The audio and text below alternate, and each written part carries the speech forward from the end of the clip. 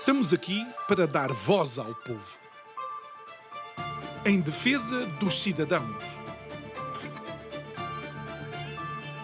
pela dignidade humana. Todos temos deveres, mas também todos temos direitos. Será que existe justiça? Isto é o povo a falar.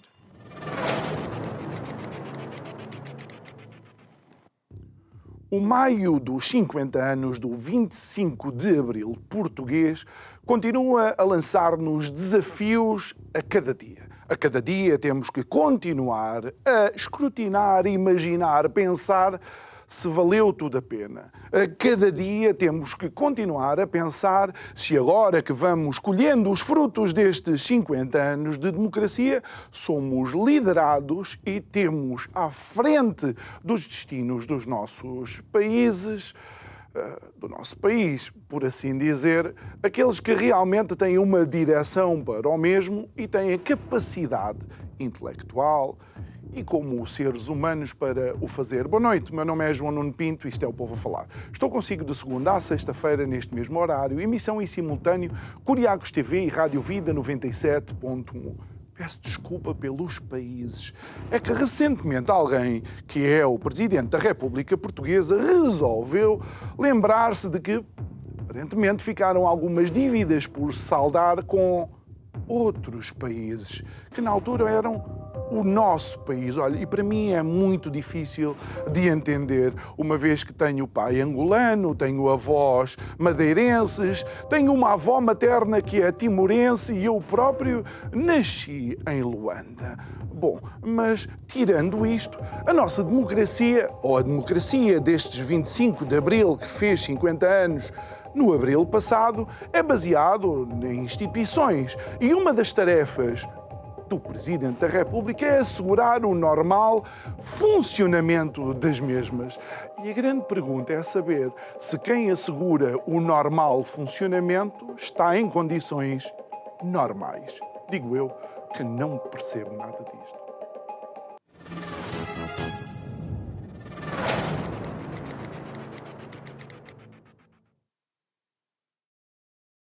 E de volta ao nosso estúdio para esta conversa de segunda-feira, pontapé de saída para mais uma semana de conversas. O nosso convidado de hoje é um jovem, velho, já amigo, Rafael Pinto Borges. Muito boa noite, obrigado por estares aqui connosco mais uma vez. É sempre um gosto também receber-te.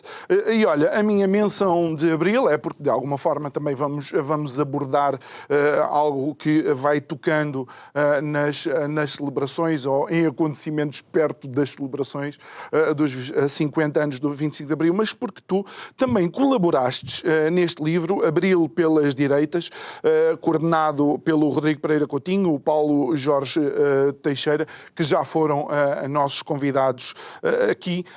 O que é que te levou a participar? E é bom dizer que tu, de facto, é logo um dos primeiros capítulos, porque és um dos mais novos participantes neste livro. E depois, para além do que é que levou a participar, qual foi o tema que sentiste, de facto, que querias abordar e faz parte, então, do livro?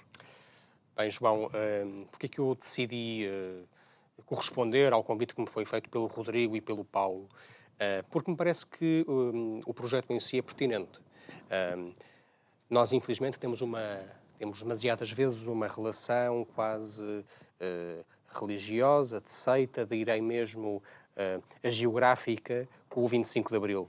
Ora, o 25 de Abril foi um momento histórico relevante que urge entender de maneira razoável, inteligente, moderada e crítica, sobretudo. Não é um tótem, não é uma profissão de fé, é história. E isso deve requerer, ou requer efetivamente de nós, uma abordagem fundamentalmente científica. E aquela que nós devemos fazer perante o 25 de Abril é fazer as perguntas certas, que não são ou que não se coadunam com a mitificação. A pergunta que há a fazer em relação ao 25 de Abril de 1974 é: o país ganhou com ele e ele era necessário, sim ou não? Bem, eu acho que as respostas a isso são diversas, são complexas e, no mínimo, o debate merece ser tido. Bem, essa é a pergunta que engloba, digamos, todas as dúvidas. Parece aquela famosa, a maior pergunta de sempre da filosofia é porque é que existe alguma coisa em vez de nada, não é? Parece que, de facto, as respostas aí podem ser múltiplas. Relativamente à história, porque falas da história, uma das coisas que eu aprendi, porque gosto de história, há aquela famosa frase que a história é contada pelos vencedores, mas depois, com o tempo, nós aprendemos que a história tem muitas facetas. Depende sempre do prisma pela qual ou através do qual nós estamos a olhar para a mesma. E este livro e o teu artigo conta a história vista da fase final e também olhando para as colónias portuguesas. A minha oferta a esse livro, ao abrir pelas direitas de que falamos hoje, tenta colocar uma pergunta. Que é, nós, para evoluirmos para a transição para a democracia, que ninguém coloca em causa, ninguém são de boa cabeça coloca em causa, nós precisávamos realmente de um processo revolucionário. Era conveniente um processo revolucionário com todos os perigos que isso acarreta, de fraccionamento institucional, de implosão institucional e, como vimos, por fim, no nosso caso, de inclusão do próprio Estado. De aproveitamento político. De aproveitamento político, de libertação de forças, muitas vezes, como numa barragem que rebenta, que muitas vezes são destrutivas, e foram, no nosso caso, objetivamente destrutivas. Isso merece o quê, da nossa parte? Merece apenas uma celebração novamente religiosa? Ou, pelo contrário, merece perguntar, bom, mas não havia alternativa? Não podia ter sido feito de outra maneira? E eu creio, francamente, que sim. Havia passos dados? Nesse sentido, bem, vamos lá ver. Eu julgo, efetivamente, que nós caminhávamos para uma transição mais ou menos à espanhola. Se essa transição se teria feito por escolha do próprio Presidente do Conselho de Ministros à altura, o Dr. Marcelo Caetano, quem sabe, não é? E agora, só para contextualizar a transição espanhola, para quem eventualmente não se esteja a recordar. A transição espanhola, que era um bom modelo para nós. Que foi? Que foi o quê?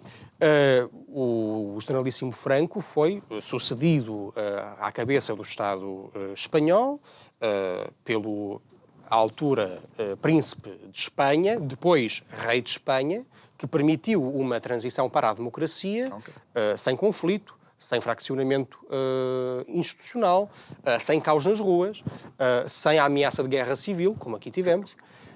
Já tinha existido anteriormente e durante alguns anos. Mas muitas décadas antes, não é? E de facto, a Espanha e o regime espanhol, também um regime com algumas características próximas do nosso, um regime de direita, autoritário, conservador, que nas suas primeiras décadas tinha inclusivamente tido um pendor, talvez poderemos dizer, filo-fascista. Esse regime evoluiu para a democracia e para a atual ordem constitucional espanhola de uma maneira saudável, que não colocou em causa nem a unidade do Estado, nem os bens das pessoas, nem o interesse geral da nação.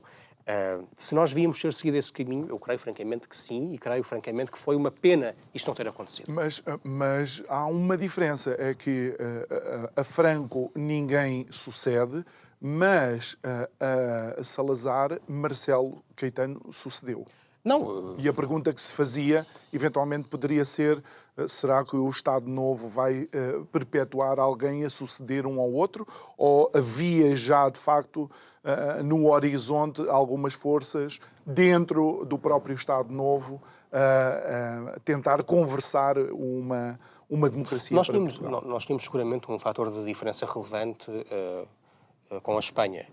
No nosso caso, havia uma guerra que tinha de ser combatida, e que exigia um certo nível de controle adicional do debate político e do processo político, e a Espanha, desse ponto de vista, estava em plena estabilidade, em plena paz, não tinha essa preocupação. Agora, uma coisa nós objetivamente sabemos: era inimaginável, era muito difícil que, num cenário de transição em Espanha, e a transição em Espanha existiu, decorreu exatamente como nós a conhecemos, com a sucessão do generalíssimo Franco à cabeça do Estado espanhol pelo rei Juan Carlos, que depois permitiu eleições livres, uma Constituição democrática e a evolução para a Espanha atual. É muito difícil de imaginar que nesse cenário, e com a pressão que isso teria representado para nós, a pressão de exemplo, pressão política, nós não tivéssemos seguido um caminho análogo.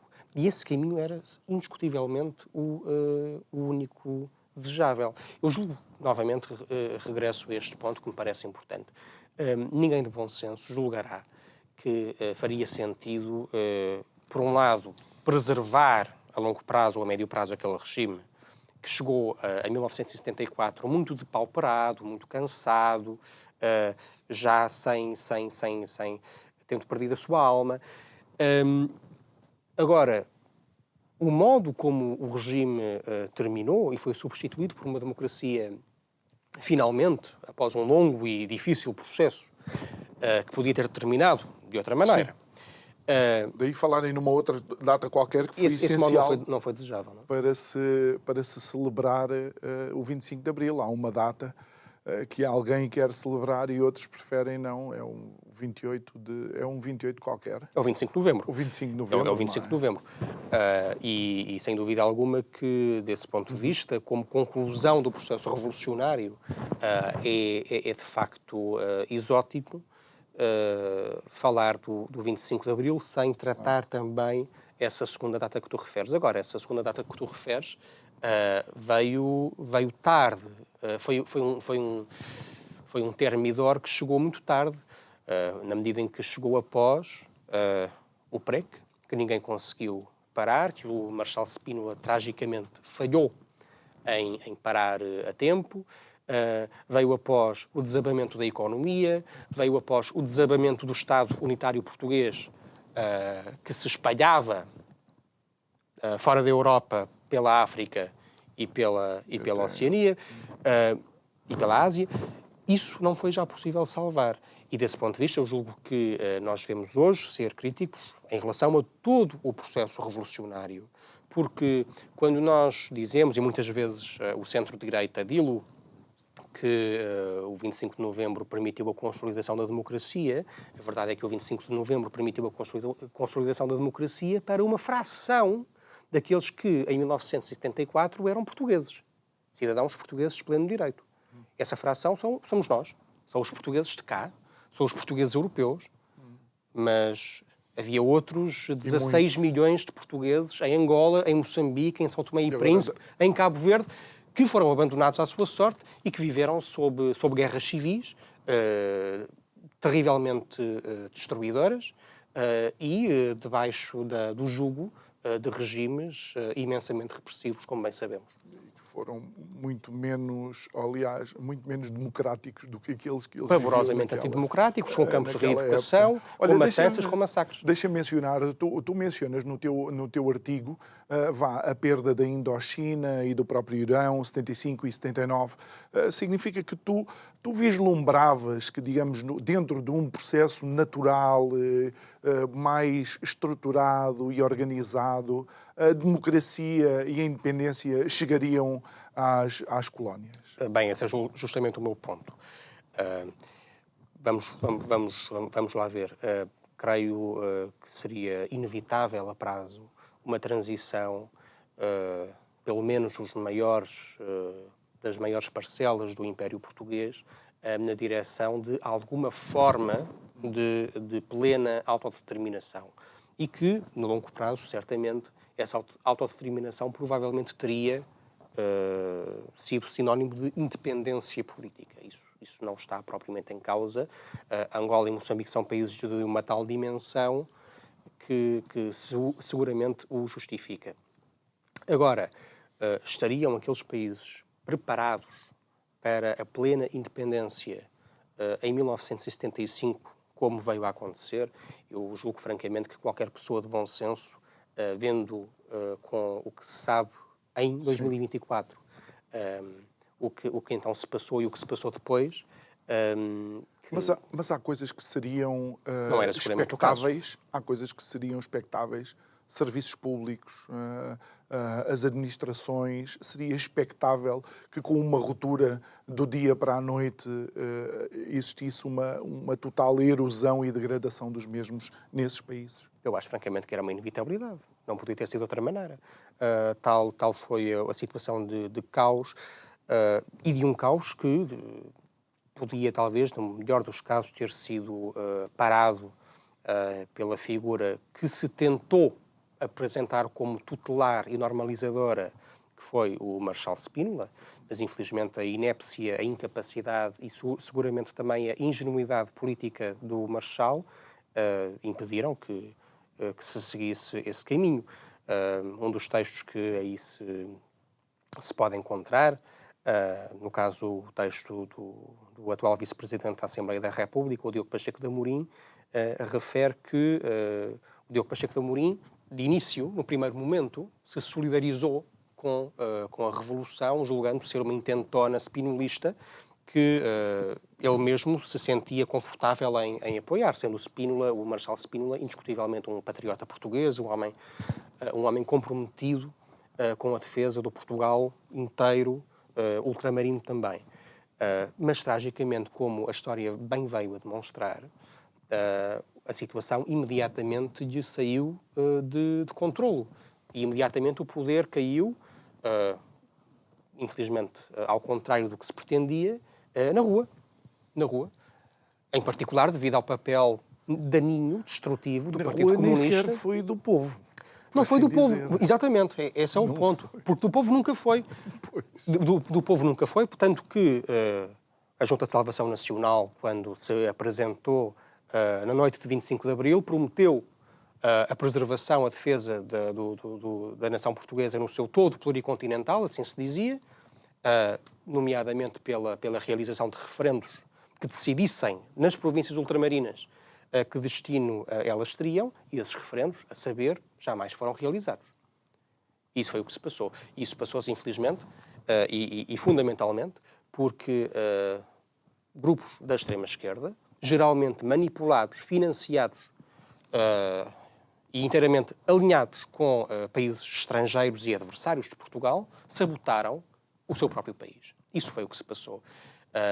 Novamente, isto tem de ser dito criticamente, tem de ser analisado criticamente, e o sangue dos 2 milhões de portugueses ultramarinos que foi vertido, que correu nas guerras civis que se seguiram a 1974 e 75, tem de ser tido em conta quando analisamos aquele processo revolucionário. Não pode ser esquecido, não é? Fora as rupturas de vida e familiares que foram acontecendo com o decorrer dos anos. Tudo isso tem de ser tido a perda patrimonial dessas pessoas que eram cidadãos de segunda e terceira geração nos países em que nasceram, e é melhor não irmos por aí porque começa a ser tomado pela emoção e não quero falar. Que te afetou diretamente e que afetou muitos portugueses metropolitanos também, portugueses europeus de cá, claro. de maneira direta. E é por isso que me custa, Rafael, custa-me ouvir Marcelo Rebelo de Sousa falar de reparações. O que é que ele quer reparar? Que reparações? Na internet, inclusive, já apareceu uma foto dele com os seus excelentíssimos pai e mãe numa festa, enquanto era governador de Moçambique, e perguntar se as reparações é para começar também por essa época. Pois é o que eu sempre digo, eu sou a favor de reparações, desde que comecemos pelos familiares das antigas chefias do Império Português, nomeadamente o atual Presidente da República.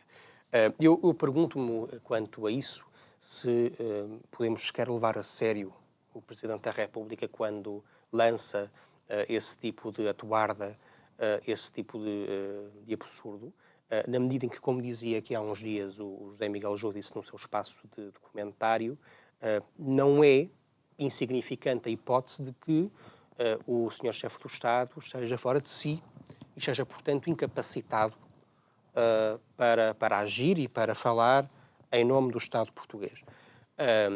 há já temos um Biden. Não precisamos de um Biden 2.0. Por tragédia, Portugal gosta de imitar as modas estrangeiras e parece também ter feito questão de ter lançar agora um Biden seu. Isto, infelizmente, é uma coisa muito grave, que o meu lado cristão e paciente me convida a tratar também com paciência e com compaixão. Não obstante, o Sr. Chefe do Estado permanece Chefe do Estado e, desse ponto de vista, as suas declarações causam consequências que são realmente arrasadoras para a nossa relação com países que são mais do que nossos irmãos, são nossos filhos, são filhos da nação portuguesa, são continuação cultural e civilizacional da civilização portuguesa. E isso é que me preocupa muito. Olha, não querias que iniciar uma conversa dessas ao longo da história das diferentes civilizações era realmente não encontrar o fim da estrada?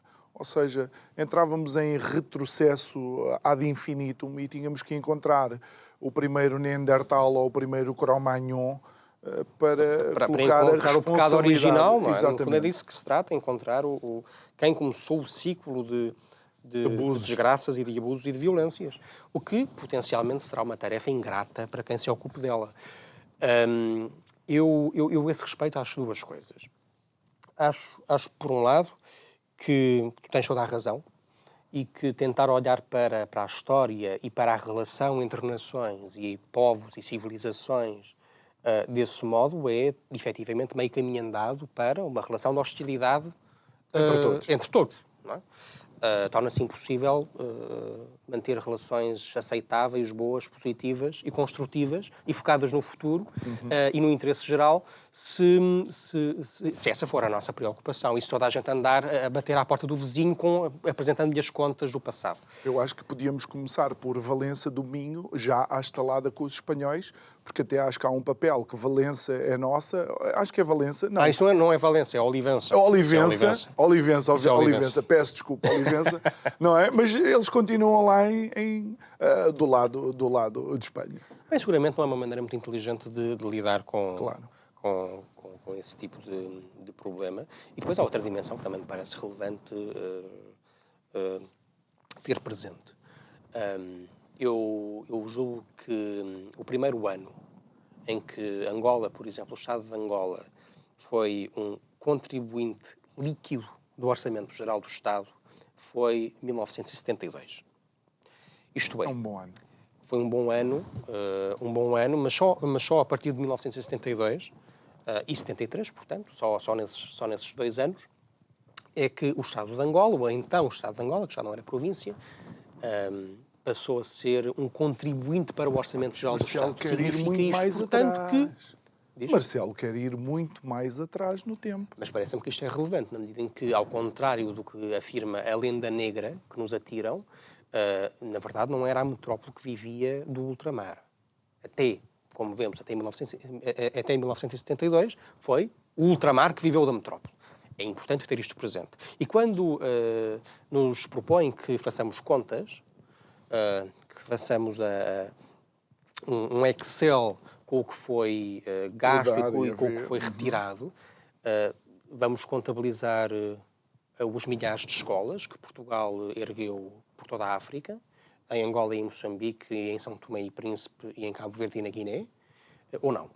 Vamos contabilizar gastos de defesa militar, gastos educativos, os milhares de hospitais, as estradas, os caminhos de ferro, a obra material notável, impressionante, que Portugal realizou em África e que continua a ser, em larga medida, a base necessária à vida nesses países, sem os quais eles não podem sequer existir como Estados. Isso vai ser contabilizado, sim ou não? Rafael, o hospital, como é que é? O da Maria, como é que se chama? O hospital Santa Maria foi construído pelo Estado Novo, não é? O São João também foi. Naturalmente que sim, não é? Se nós que estamos aqui, acho que devemos e temos algumas obras que ainda são absolutamente essenciais e foram construídas nessa época, não é?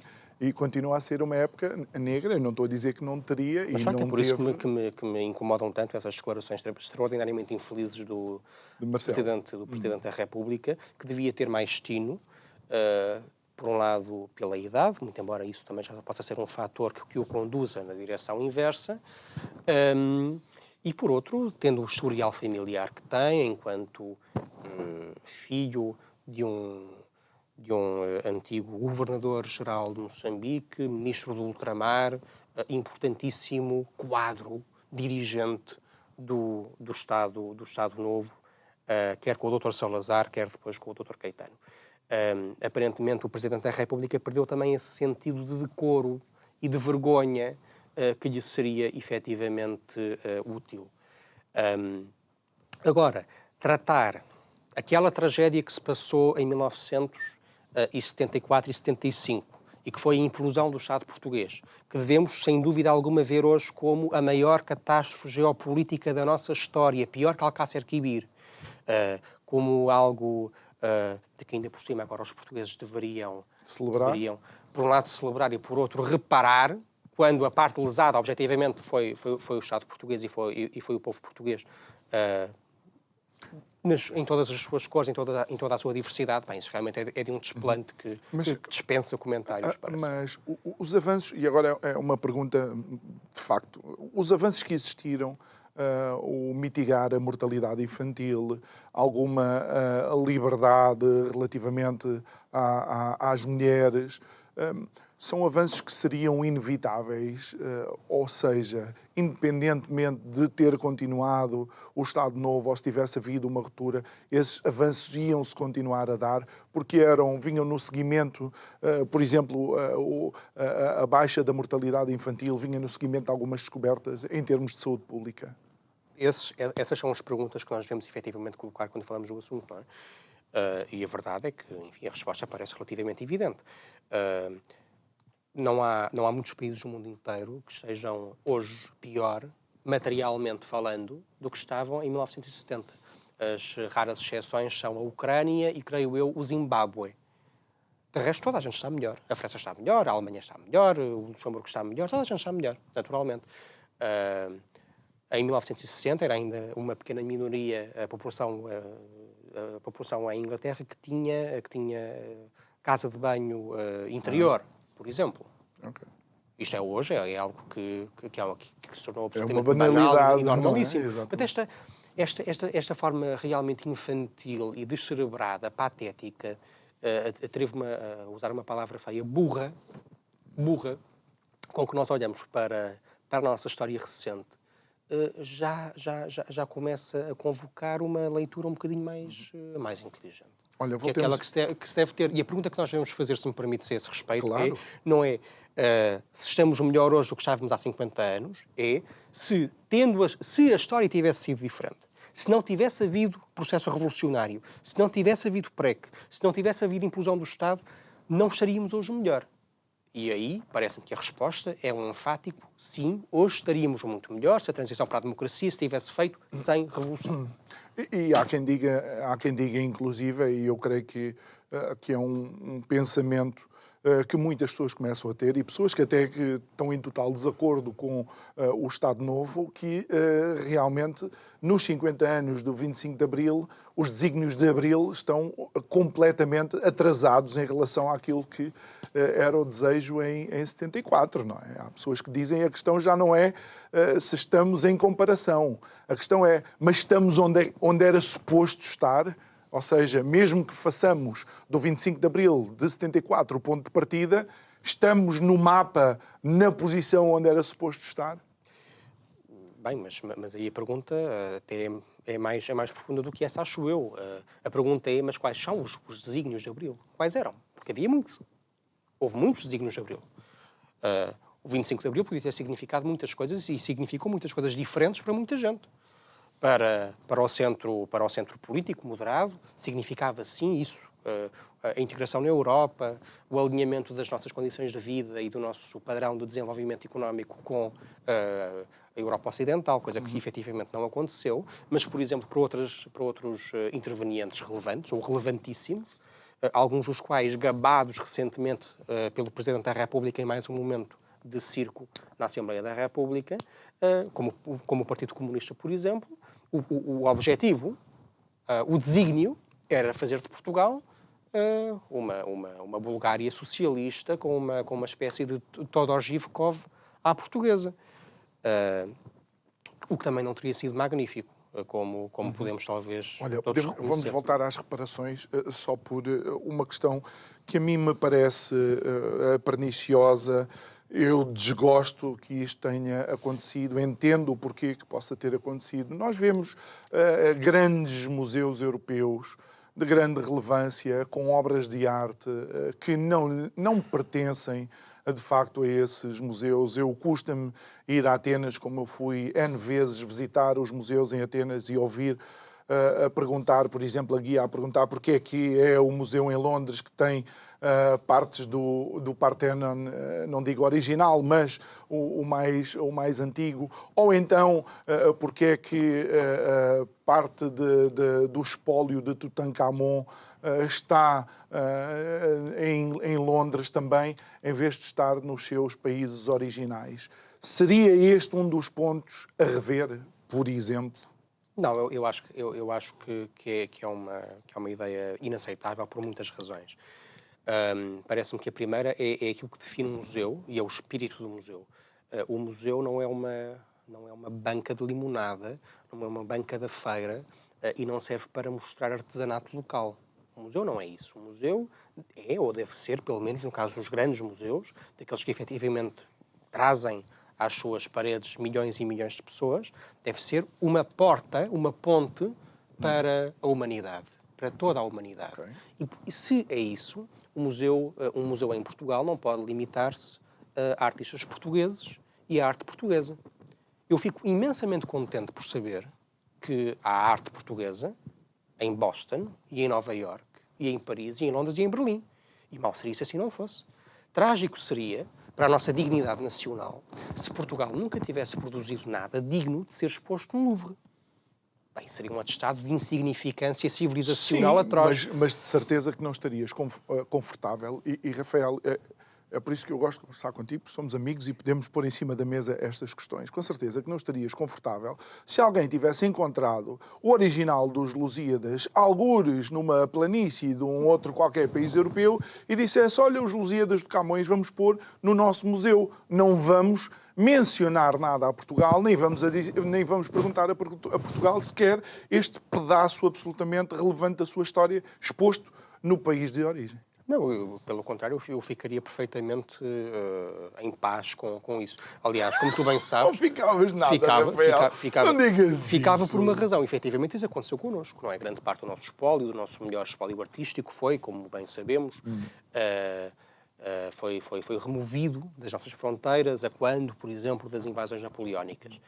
E algum dele agora está espalhado pelo mundo. Mas houve algum recentemente foi comprado por uma coleção privada e voltou para Portugal. E acho muito bem que se compre, quer dizer, nada contra isso.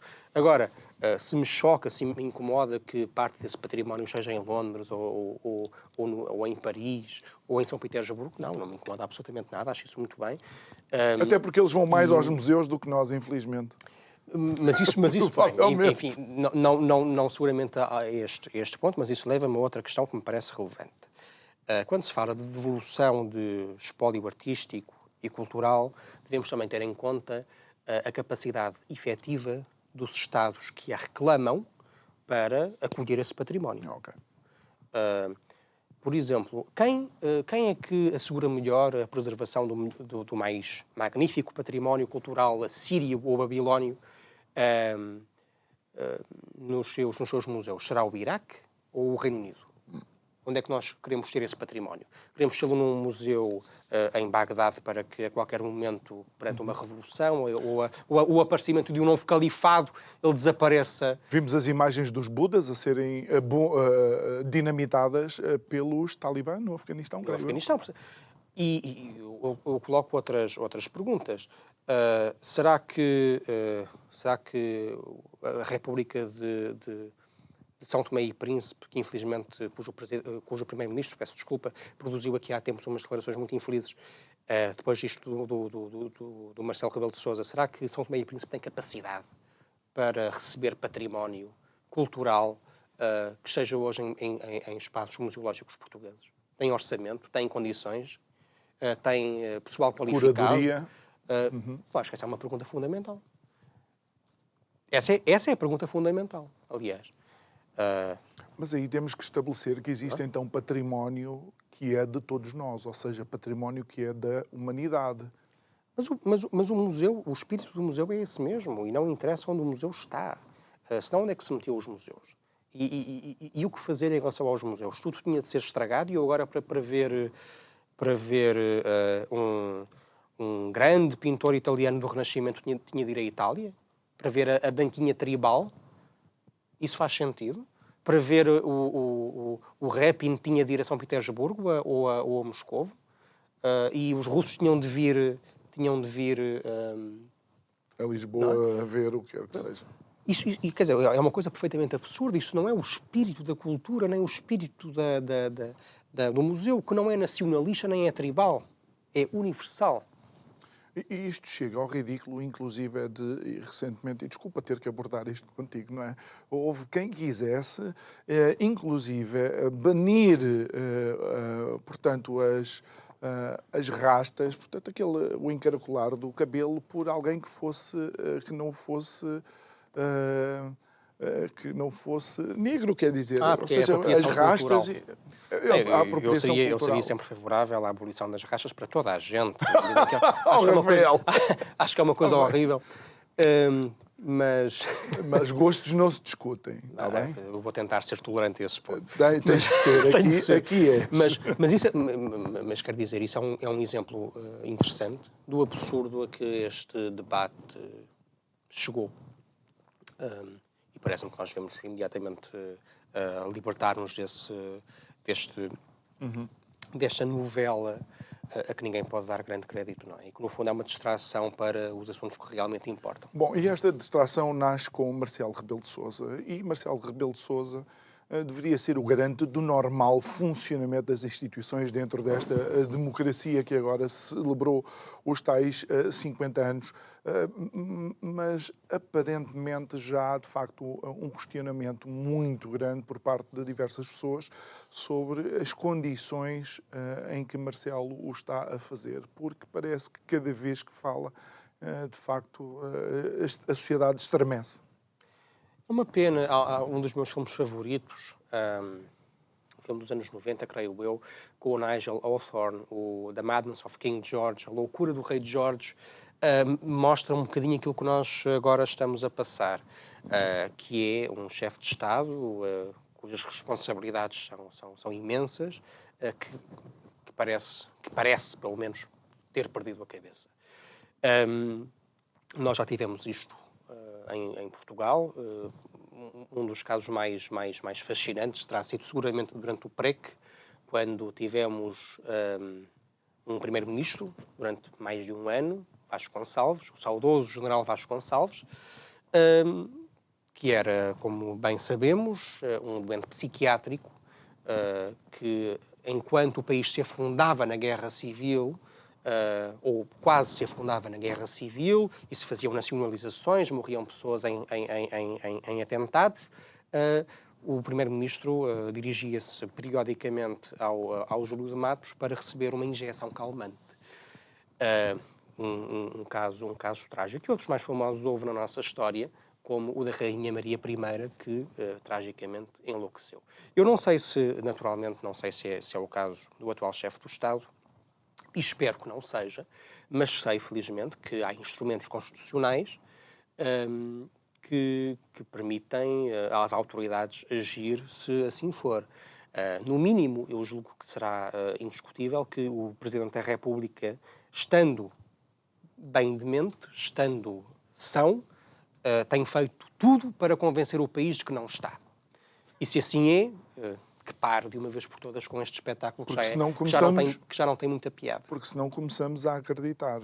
porque senão começamos a acreditar e isso pode ter consequências. E achas que é dramático, digamos, no cenário atual da nossa política, com este desenho que temos na Assembleia da República, não ter, de facto, uma figura que seja o prumo, por assim dizer, da República? Eu acho que é algo da maior gravidade. Eu acho que é algo da maior gravidade. Portugal conhece um momento político que é muito complexo. Conhece esse momento político complexo, sem maioria na Assembleia da República e com um Presidente da República que oferece diariamente este espetáculo deplorável ao país. Vivemos tudo isso num contexto internacional também de grande complexidade e em que tudo pode acontecer. O chefe do Estado tem algumas incumbências constitucionais muito significativas, nomeadamente enquanto comandante em chefe das Forças Armadas, chefe das Forças Armadas, e não é de todo impossível que numa destas manhãs o povo português acorde com o anúncio de que uma nova e gravíssima crise eclodiu, por exemplo, nos países do Báltico, entre a NATO e a Rússia.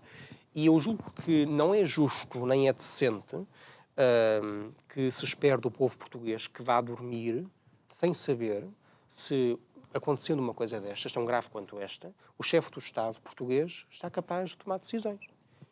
E neste momento a questão coloca-se manifestamente. Estará o chefe do Estado português capaz de tomar decisões? Sim ou não? Nós não sabemos e eu julgo que seria muito importante que tivéssemos de novo essa garantia. E como é que é possível ter essa garantia? Porque Marcelo, quando fala sempre convictamente, não é? Sempre que ouvimos Marcelo Rebelo de Sousa a falar, nós sentimos a firme convicção das palavras do atual Presidente da República. Bem, a Constituição prevê soluções para esse tipo de situação e, se necessário vier a ser, competirá à Procuradoria-Geral da República enviar ao Tribunal Constitucional provas da impossibilidade física permanente do Presidente da República, ou temporária, se assim for, do Presidente da República para cumprir adequadamente as suas funções. E isso resultaria na vagatura do cargo. É isso que acontece em Portugal. Eu espero, naturalmente, que não estejamos perante uma situação tão complexa e tão problemática quanto esta, mas, de facto, a gravidade do comportamento do Presidente da República, cada vez mais errático, cada vez mais irracional, obriga-nos a lançar esta pergunta, porque, voltando ao nosso assunto anterior, estamos talvez a zigue-zaguear um pouco, mas é o mesmo, no fundo é o mesmo assunto. Não é despicienda a gravidade do que se passou, nomeadamente em relação a estas declarações inoportunas, em extremo, do Presidente da República sobre a ideia de reparações. Como já vimos, houve efetivamente pelo menos um Estado que, de maneira séria, que foi São Tomé e Príncipe, falou do assunto e disse que efetivamente vai estudar a ideia de pedir reparações a Portugal. Pois bem, eu gosto particularmente de São Tomé e Príncipe. É um povo, é um país nosso amigo, da nossa carne e do nosso sangue, da nossa língua e da nossa história, da nossa religião. É parte do espaço da Portugalidade, mas de facto foram declarações muito infelizes também essas do Primeiro-Ministro, perdão, da Ministra da Justiça, creio eu, de São Tomé e Príncipe, que é um país que conta hoje com permanente presença militar portuguesa para assegurar a sua defesa. É um país que conta hoje com financiamento... o transporte em trilhas, creio eu. Precisamente, é assegurado pelo Estado português. Um aviocar nosso. Precisamente, que lá está, exatamente, que lá está. Tal e qual. Portugal, a cada ano,